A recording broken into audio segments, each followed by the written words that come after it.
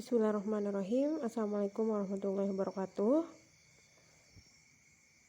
Sebelumnya, perkenalkan nama saya Nurul Azmi, NIM 1901 Nah, baik, di sini saya akan memaparkan secara singkat mengenai proposal penelitian saya, yang mana saya mengambil judul tentang pembangunan sistem informasi penjualan obat pada Apotek Al-Hidayah Labuan Badas. Nah, langsung saja, yang pertama, bab 1 pendahuluan.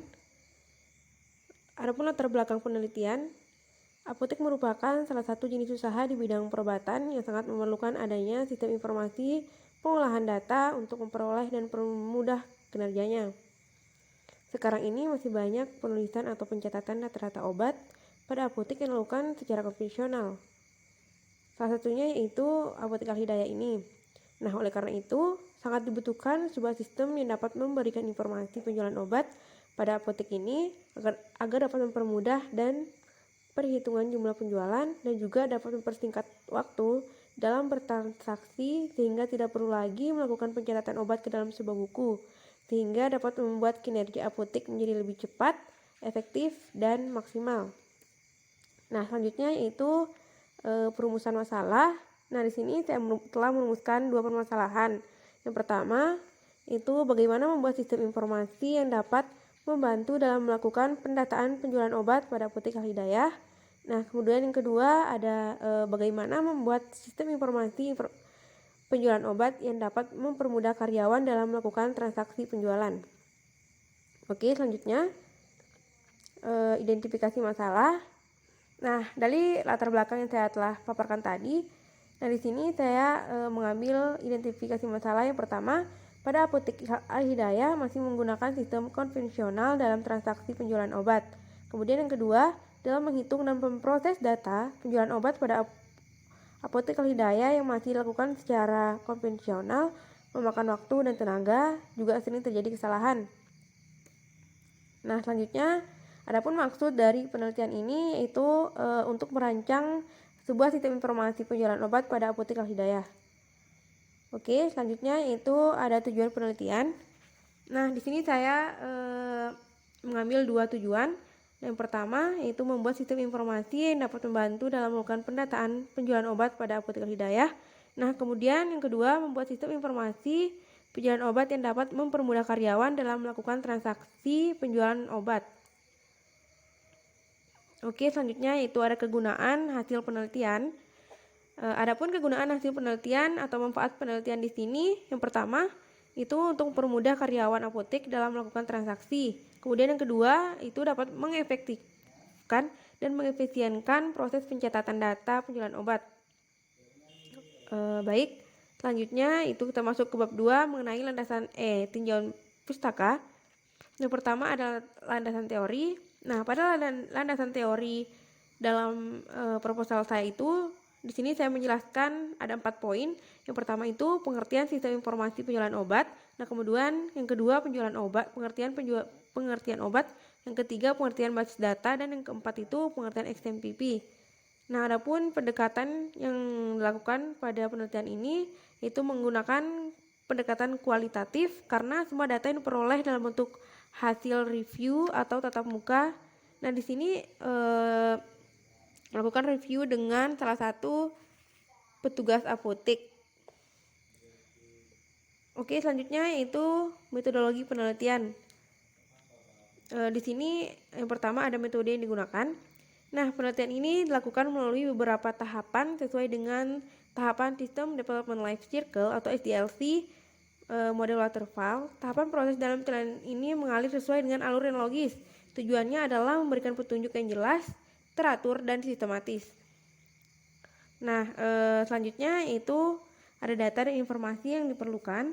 Dan di sini saya menggunakan dua data. Yang pertama itu ada data primer. Data primer ini adalah data yang diperoleh langsung dari subjek penelitian. Dalam hal ini, peneliti memperoleh data atau informasi langsung menggunakan instrumen-instrumen yang telah ditetapkan. Data primer ini dikumpulkan oleh peneliti untuk menjawab pertanyaan-pertanyaan penelitian. Selanjutnya ada data sekunder. Nah, data sekunder ini umumnya berupa bukti, catatan, atau laporan yang telah tersusun dalam arsipan atau data dokumenter yang dipublikasikan atau yang tidak dipublikasikan. Nah, dalam penelitian ini data sekunder didapat dari lembaga maupun perusahaan atau pihak-pihak yang berkaitan dengan penelitian ini. Dalam hal ini yaitu pembukuan, di mana pembukuan ini didapatkan dari salah satu petugas apotek ahli daya. Nah, selanjutnya ada sumber data dan informasi.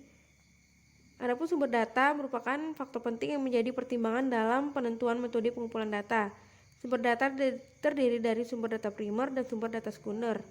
Nah, di sini sumber data primernya adalah data penelitian yang diperoleh secara langsung dari sumber asli, yang dalam hal ini diperoleh atau dikumpulkan dari lapangan yang didapat dari penelitian atau yang bersangkutan. Nah, kemudian ada sumber data sekunder. Nah, di sini sumber data sekunder adalah data yang diperoleh dari atau dikumpulkan dari sumber-sumber yang telah ada. Data tersebut diperoleh dari buku pencatatan atau buku laporan karyawan. Selanjutnya yaitu ada teknik pengumpulan data dan informasi. Nah, di sini saya menggunakan 3 teknik. Yang pertama ada studi pustaka. Di sini teknik pengumpulan data yang dilakukan dengan mempelajari buku-buku referensi, laporan-laporan, majalah-majalah, jurnal, dan media yang berkaitan dengan objek penelitian. Nah, kemudian ada observasi. Dan di sini observasi yaitu dilakukan oleh peneliti berupa pengamatan dan catatan langsung terhadap objek penelitian, yaitu mengamati proses sirkulasi pada apotek ahli daya Labuan Sumbawa ini. Nah, kemudian ada wawancara. Wawancara ini peneliti menggali informasi secara mendalam dari narasumber yang mengenai permasalahan yang tengah dihadapi oleh apotek ahli daya ini. Baik, selanjutnya yaitu lokasi penelitian. Nah, dalam merancang dan membangun sistem informasi penjualan obat ini, lokasi yang digunakan penulis dalam melakukan kegiatan berada di apotek ahli daya itu sendiri. Nah, yang mana lokasi apotek tersebut yaitu di Jalan Garuda, Labuan Sumbawa, Kecamatan Labuan Badas, Kabupaten Sumbawa, Provinsi Nusa Tenggara Barat. Oke, selanjutnya ada instrumen penelitian. Nah, instrumen penelitian adalah pedoman tertulis tentang wawancara atau pengamatan dan juga daftar pertanyaan yang diarsipkan untuk mendapatkan informasi. Nah, di sini saya telah menjabarkan apa pertanyaan yang telah saya ajukan kepada salah satu petugas apotek. Nah, di sini teman-teman bisa baca. Di sini ada 4 pertanyaan dan sudah ada jawabannya.